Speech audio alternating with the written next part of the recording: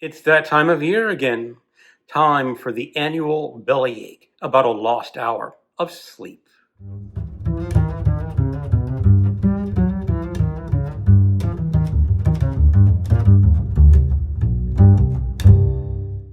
Hello, welcome to my channel. Another Bibliophile Reads. My name is Greg, and today's video isn't really going to be about books. There will be a book mentioned at the very end of this video.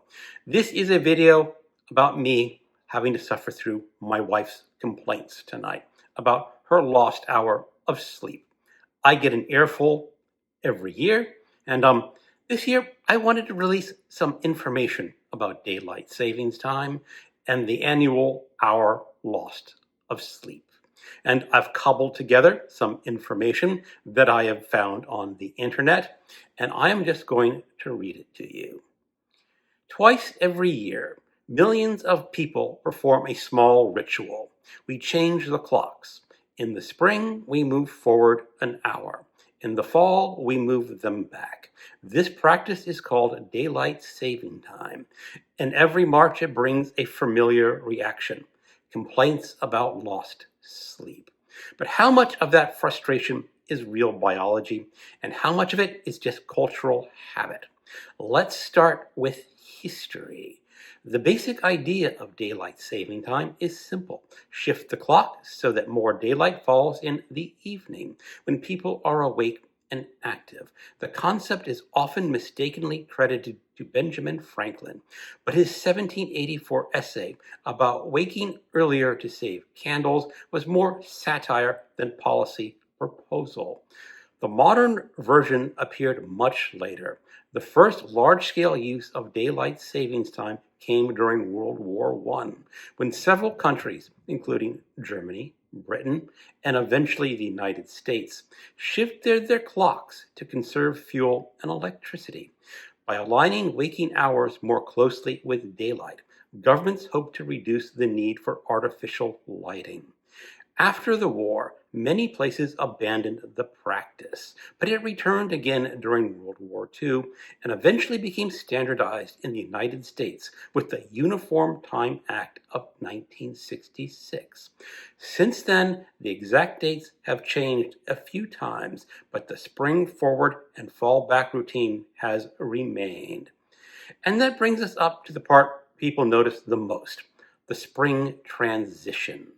When the clocks jump forward by 1 hour, we effectively lose an hour of sleep that night. For most people, it's minor, similar to mild jet lag, but sleep researchers say the effect is real.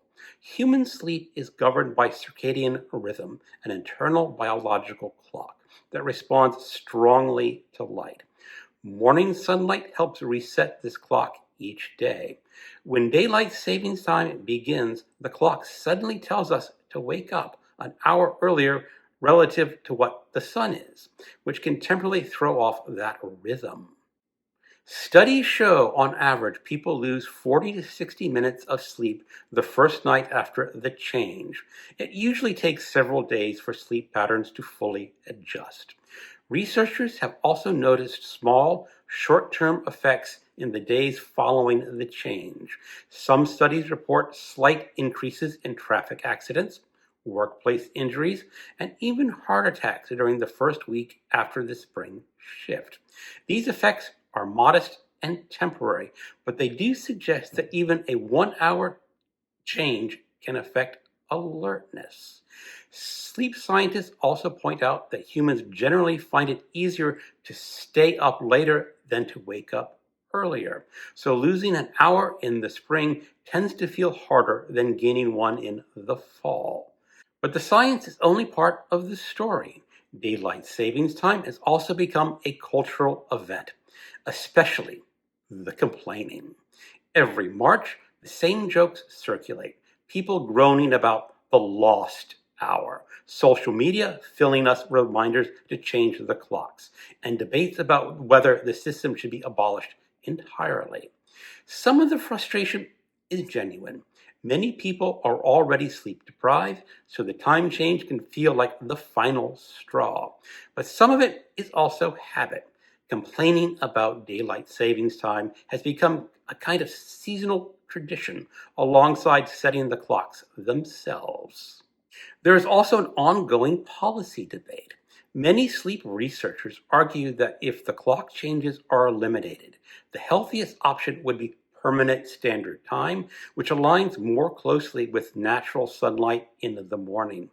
On the other hand, public opinion polls favor permanent daylight savings time because people enjoy the longer evening daylight. In other words, the debate is partly about biology, partly about lifestyle. So when daylight savings time begins and people say their body clock is messed up, there is some real science behind that feeling. The shift does disrupt sleep temporarily.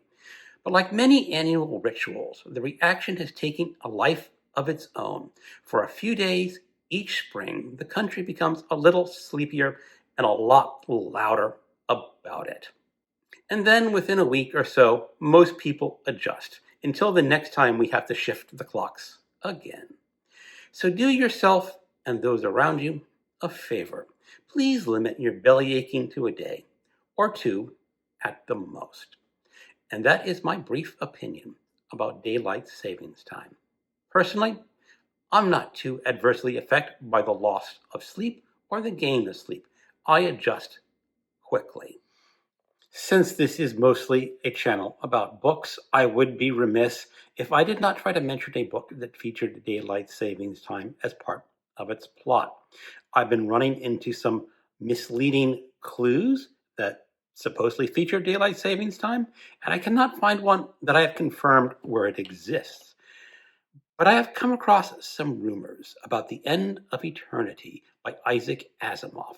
This is mainly about time travel and manipulation of history, but it contains a moment where daylight savings time becomes relevant to the timing of events. In one sequence, the characters are analyzing timelines and precise time records. The difference between standard time and daylight savings time affects how they interpret the timing of events and communications. In a story obsessed with exact chronological alignment, even a 1 hour shift matters. Who has read this book? Is it true?